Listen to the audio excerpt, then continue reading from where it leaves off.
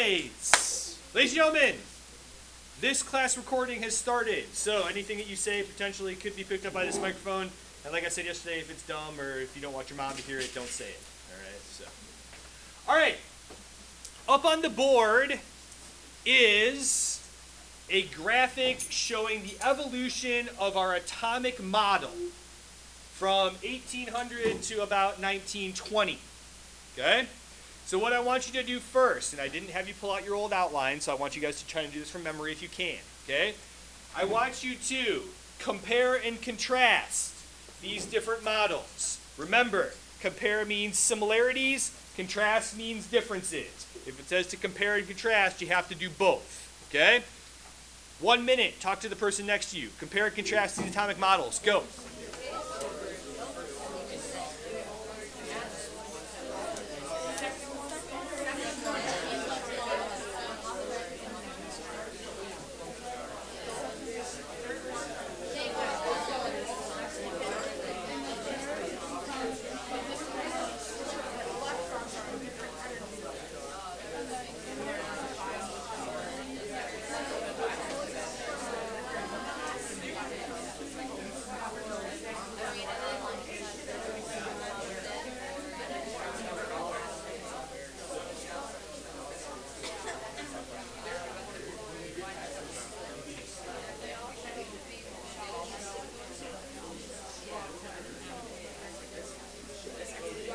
30 seconds.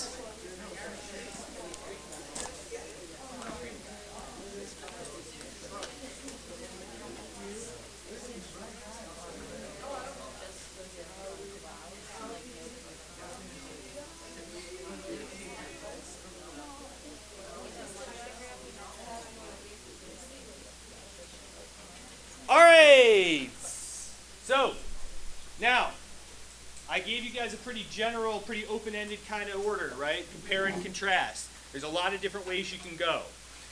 Trying to fit all 5 of them into one comparison or to one contrast is kind of hard. So it might be easier to do like 2 of them, compare 2 specific ones, contrast 2 specific ones. Austin, do you want to go first or do you just shut it? You want to give me a comparison or a contrast? Okay, go ahead, Austin. Tell me about something.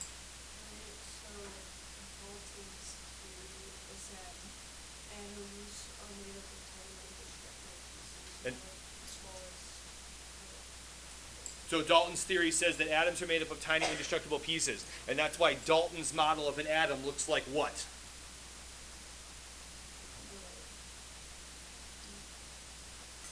Does it have any parts? No, it doesn't have any parts. Why? Because according to Dalton, this atom doesn't have any parts. It just is, right? But the rest of them all have what? What do we call those different parts in general, Liam? Subatomic particles, okay? So the rest of them all have subatomic particles. What else? What are some of the significant subatomic particles? Liam, go ahead. Electrons. Okay. Electrons, neutrons, and protons. All of them past which model have electrons?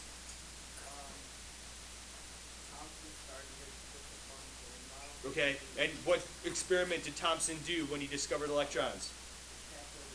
Cathode ray tube experiment. So every model past Thomson has electrons, okay? Past the plum pudding model. What else? Someone else besides Liam? I just don't want Liam to dominate the conversation, right? So let's go along those veins, right? After Rutherford, what do each of those models have? They have a nucleus, right? Where we've concentrated that positive charge. Then the last 2 is probably a contrasting thing, right? Awesome, where do you want to go next? So Bohr's, it says that each part their own levels of rungs on the ladder, and they can't be anywhere in between. Okay, so Bohr's model says each part is like rungs on a ladder, they can't be in between. Let's be a little more specific. Which part are we talking? Electrons, right? But then yesterday we finished up with Schrodinger's model, right? What did Schrodinger tell us about the structure of an atom? How is Schrodinger's model different from Bohr's model? Liam, go ahead. He said that we could never know where electrons are. We don't know where they have that because they're like moving around. So I can't really tell where And even though we can't tell where they are exactly, based on where they've been in the past, what can we do? We can use equations to find out the probability of where they might be. Wolverine back here. You good? So, okay. All right. So, that being said, let's go to these two pictures, okay? These two pictures are part of Schrodinger's model of the atom, right? Liam, you just kind of talked about it. What does each one of these dots represent? Go ahead, Liam. Where they back? Which one? Electron, right? Each one of those dots is where electrons have been in the past. But when we start looking at where electrons have been in the past, what do we start seeing? Nick, good. Where they have been the most, right? And that shows up as these darker areas, right? There's certain areas around the nucleus that are darker than others, meaning that electrons have been there more frequently in the past. If electrons have been there more frequently in the past, what can we then say? I pointed at Peyton because she was asking me this question before class. Where they might be in the future. Or how about, instead of where they might be, where they most likely will be. Because if you say where they might be, where might they be? Anywhere. But based on where they've been in the past, we have a better guess of where they most likely will be in the future. Okay? So, as we were walking around the room, as I was walking around the room, right? Actually, let's do this part first. Okay, based on that, let's fill out the beginning of the outline. Okay? So today's outline is called Locations of Electrons in the Quantum Mechanical Model, right? So, first, right, and I have it on the title of your outline too. What are we calling this? Location, in quotation marks, right? Why is it in quotation marks? Because we don't really know, right? We know probably, but we don't know for sure, right? So when we talk about locations, when we talk about places, remember, these are probabilities, okay? So to review that idea, okay, work of Heisenberg and Schrodinger lead us to the conclusion that the exact location of an electron can never actually be known. Schrodinger's wave equations reveal areas of high electron density. Although we don't know for sure, we have a good idea where it's most likely that we will find an electron based on where they have been in the past.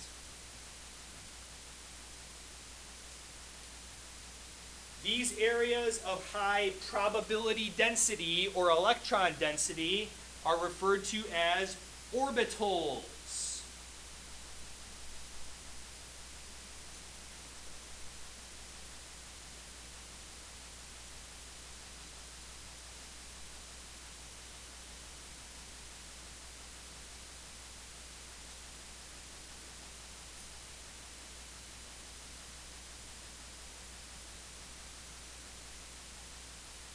So, Heisenberg and Schrodinger lead us to the conclusion that the exact location of the electron can never be known. Schrodinger's wave equations reveal that areas of high electron density, we call these areas orbitals, right? Austin, I'm going to ask you this question just because you answered it before, right? What did Bohr have in his model of the atom? What's one of the key features of a Bohr model of an atom? The shells or the, is that what you were going to say? Yeah. Or we could also refer to those shells sometimes as energy levels, yes, right? It looks like a solar system, right? Sometimes we refer to them as orbits, okay? But here we have what? Where these electrons most likely are. Are they orbits? No, they're what? Orbitals, right? There isn't an exact location, but it's more of an area, right? It's still where we find electrons, or where we most likely will find electrons, but we can't nail it down exactly. Okay? Good there? Okay? All right. So, while I was walking around before, when you guys were talking about your comparisons and your contrasts, okay? Sammy, you asked me a question, right? Are we going to learn about Schrodinger's cat? Okay? Yeah. Have we ever heard of Schrodinger's cat before? Anybody? Okay. So, Schrodinger's cat. Here's the story of Schrodinger's cat. A lot of this information we talked yesterday relates back to Heisenberg's work with uncertainty. Okay? That we can't ever know where something is and what it's doing at the same time. And that was hard for people to really get at when they were trying to develop the idea. Wait a minute, how can we not know? And one of the key things about Heisenberg's principles, and then that Schrodinger then used, is that we have to consider all possibilities. Sometimes with different probabilities of that possibility being correct, but all possibilities are possible. That's why they're possibilities, right? So, the story of Schrodinger's cat goes like this. Sammy, do you know the story of Schrodinger's cat, or do you want me to tell it? Okay. So here's the deal. And this the way that it's told. Okay. So here's how it goes. Okay. So there's a cat, and you put this cat in a box. Okay. And the box is closed. You can't see inside of it. You can't know anything about what's inside the box. Okay. But there is also in the box, and don't yell at me. I didn't come up with the example. Okay, Schrodinger did, I think. Anyway, okay. Also in the box is a little vial of poison. Okay, and if the vial of poison breaks, the cat dies. Okay. Now, what's going on inside the box is completely unknown to us. So we have to consider the possibility that the cat is still alive or that the cat is already dead because the poison vial broke. Okay? Now, we can't say with any certainty which one is true and which one isn't. So we have to consider all possibilities. So before we open the box and look in it, the cat can be considered both alive and dead. And we won't know until we open the box. As it relates back to this, where are the electrons around the nucleus?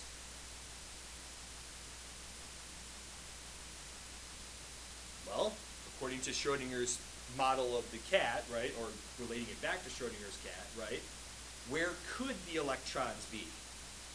Anywhere. And we have to consider that possibility. But as we gather more information, we find that it is most likely in certain areas. But the possibility exists that those electrons are where? Anywhere. Does that make sense? Okay. So Sammy, does that make sense as far as Schrodinger's cat? That's how it relates back here, right? Yes, this is dealing with the model of an atom. But what it comes down to is when we're figuring out a picture of an atom, we can't say for sure where electrons are. We have to consider the fact that they may be anywhere, or they could be anywhere, but evidence suggests that they're probably here. Does that make sense? Okay? And that's how Schrodinger's cat and this model of the atom all comes together. Okay? All right. Are we ready? Deep breath. Okay. Today, we're going to introduce this idea of quantum numbers. Okay? Now, this is one of those topics that's going to take a couple of days, going to take a couple of times before you pick it up. Right? Some of you may pick it up pretty quickly. Some of you, it's going to take a little while. Okay? What we find out is that each orbital surrounding the nucleus has a unique set of quantum numbers. Let's make sure that we break that sentence down, right? First, what is an orbital? Going back to the previous slide. Donna, go ahead. An area of high electron density, meaning, Donna, that means that why is that important? That's where electrons have been previously, and therefore there's a good chance that's where they are now, right? What we find out is that there are certain areas around the nucleus where we are more likely to find electrons than other areas, okay? There are areas with higher probability density or higher electron density. Those two terms are interchangeable, right? There are areas where we're more likely to find electrons and areas where we're less likely to find electrons, right? Those areas are called orbitals. We distinguish those areas with a set of quantum numbers, right? As the little title of this slide says, quantum numbers are kind of like an address, right?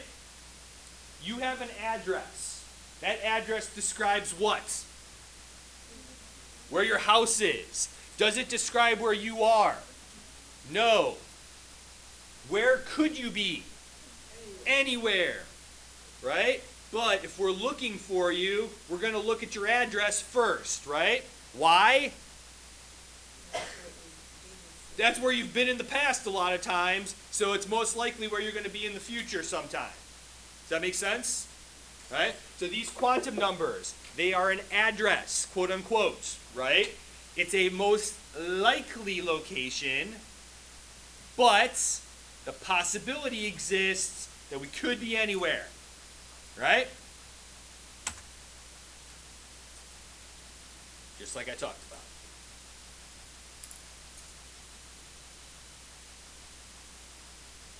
Okay? Each orbital has a set of 4 quantum numbers that make it unique from all the other orbitals. Just like your address makes your house unique from all the other houses, at least maybe in Westlake, right? If you live at 123 Main Street, there might be a 123 Main Street in a different city, but that's at least unique, right? Each house has a unique address. There are similarities in some of them, right? 123 Main Street, there might be a lot of 123 Main Streets, but there's only 123 Main Street in Westlake. And there isn't even really a Main Street in Westlake, but you get what I'm saying, right? Okay. Sometimes there's similarities. Somebody may have the same house number as you, but they live on a different street than you, right? Same thing is true with these quantum numbers. There are similarities between them, but at the end of the day, each orbital has a set of 4 that makes it different from all the other orbitals. Good? Okay. Before we start getting the rest of the outline, we're going to draw some pictures. All right? So, I'm going to go here, and I'm going to go here, and I'm going to go here. All right. So first thing I'm going to do is I'm going to draw a line here, and then the next thing I'm going to do is I'm going to draw a line here. Okay? And then... Sorry, everybody, I should have done this before. I apologize. I apologize for breaking your educational flow. I know you guys were all in the groove. You were ready to start. Here I am. Okay. So, XY axis. What do you think my XY axis is going to represent? Or I guess, what do you think the origin is going to represent? The nucleus, right? The origin on this graph is always the nucleus. Now, something to keep in mind, okay? In reality, this is supposed to be a 3-dimensional drawing, right? X-axis, Y-axis, and Z-axis, right? Okay? I can't draw you the Z-axis on this page. but there's going to be times when we have to picture it in our head. Okay? Good there? All right. If this is the nucleus, where do you think we are going to be most likely to find electrons, at least to begin with?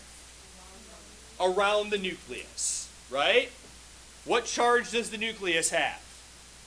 Positive charge. What charge do electrons have? Negative. They are attracted to each other, right? Let's not worry about the fact that they don't run into the nucleus. That's a story for a different day. Okay? Is that what you were going to ask?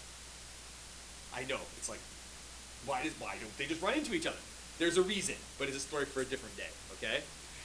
David, it really has to do with the fact that they're moving. So just like the Earth and the Earth and the moon are gravitationally attracted to each other, but they don't run into each other because the moon moves around the Earth. Does that make sense? But why do electrons move? Why are they suspended? That's a good question. That's like gets back to the nature of what is matter and why is it put together that way, which we're not really sure at this point in time. So if you answer that question, probably can make a lot of money, I bet. So, all right. So let's start off with this.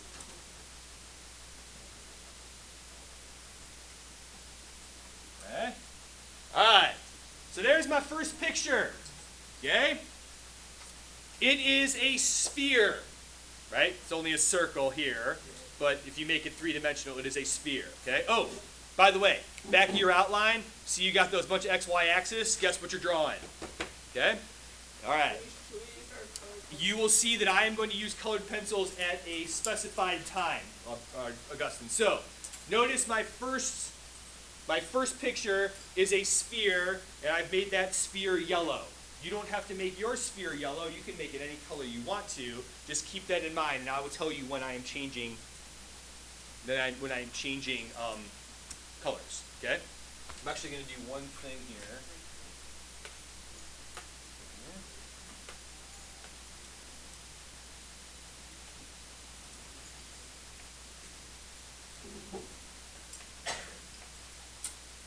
All right. That yellow sphere represents the first orbital. Okay? Based on its location in relation to the nucleus, what can you tell me about electrons that might be in that orbital? Based on its location relative to the nucleus. Fine. They are low energy electrons. Okay? This orbital, that yellow sphere, the area surrounding the nucleus, is where we are going to be most likely to find electrons. Right? And if we're talking about filling up places around the nucleus, this place gets filled up first because low energy. Okay? Good there. It's low energy because it's close to the nucleus, right? Negative electrons, positive nucleus, there's some attraction there. All electrons want to be there. But not all electrons end up there. Why not?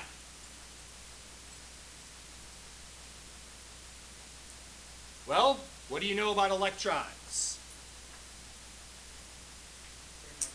They're negatively charged. The nucleus is positively charged, so they're attracted to the nucleus, but they're attracted to the nucleus because it has a positive charge. But what about each other? What do two negative charges do to each other? They repel each other. So, electrons want to be in this space. But if we start putting too many electrons in this space, they start to repel each other. So while this is like prime real estate, because it's so close to the nucleus, right? Not too many electrons live here, right? It's like oceanfront property, right? Everybody wants to live there, but there's only a couple people that get to live there. right? If I could live on the ocean, that'd be like my dream. So, you know, I like the ocean. Throw that. All right, are we ready?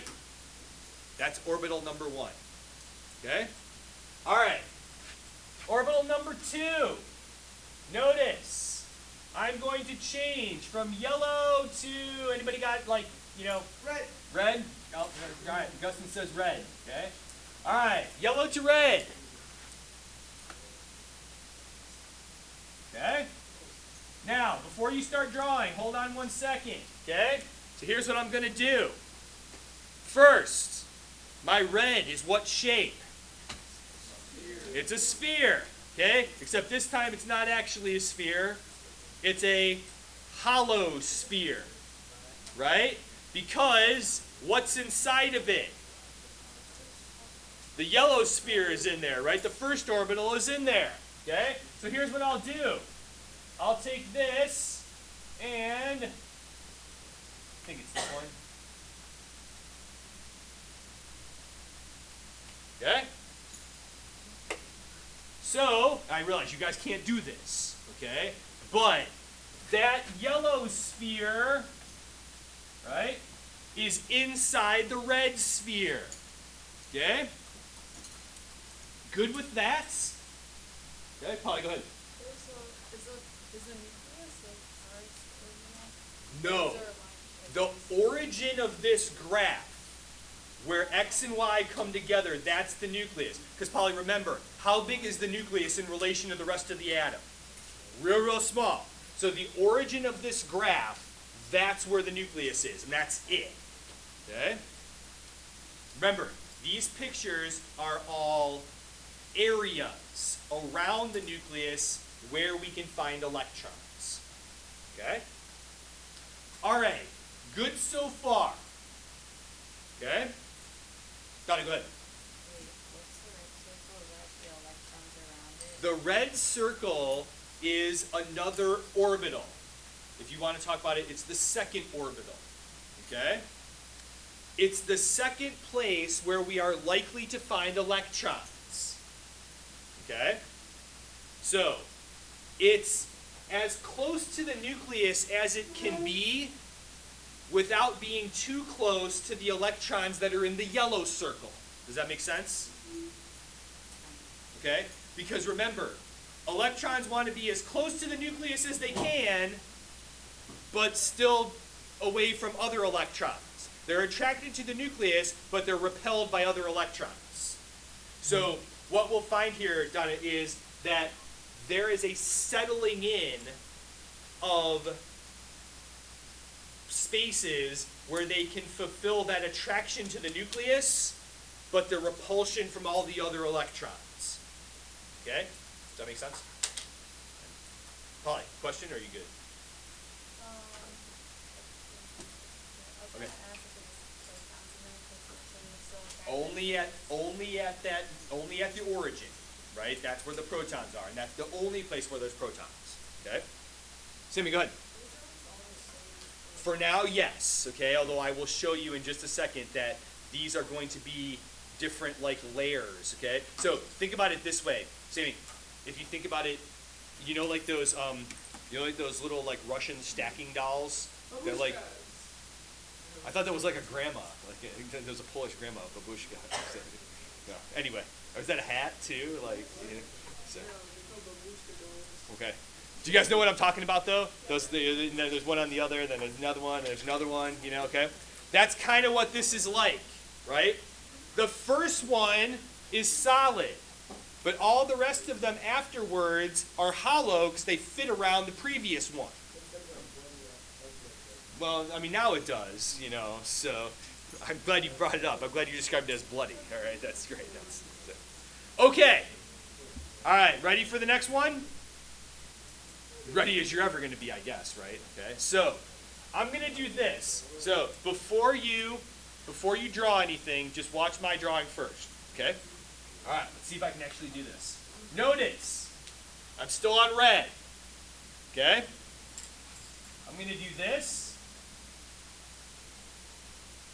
and then this, and then, see if this works.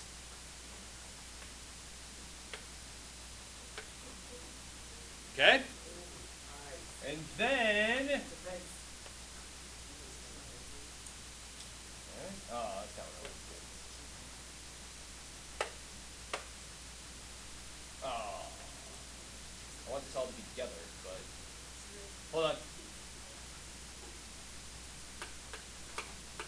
Okay, let's see if this works.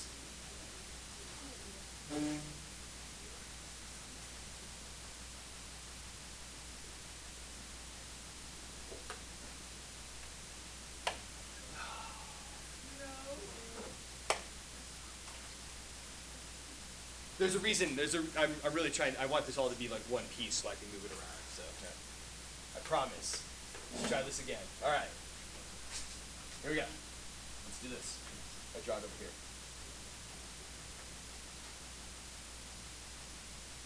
That's perfect.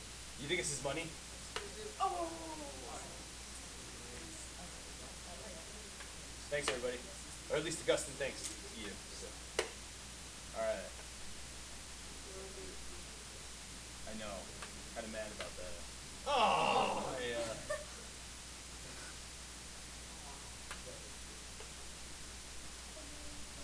Okay. There we go. Okay. I know that was a lot of work for that, but okay. All right. So here's the next orbital. First, notice that it's red. But second, it has switched shape, right? Okay? Kind of looks like infinity. Okay? Last year, somebody said it kind of looks like a flower petal, and you'll see why in a second because we'll see that this is going to happen. Okay? But so this is another. What did you say? Okay, I can see that. I can say, except though, David, it's not like a disc. It's more like bulging on the two sides. Okay, so don't think of it as like a flat disc like Saturn's rings. It's got that bulge to it. It's skinny in the middle and it's wider on the sides. Okay? All right. But this is a separate orbital. Okay? It's a weird shape. It's not spherical, but it is a separate orbital. Okay? Now, what we find is that there is actually more of these. One switch. I think it's this one. Yes. There are actually more of these, and they look like this. Ready?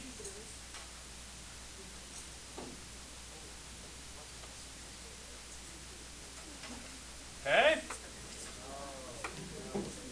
So there is one on the x-axis.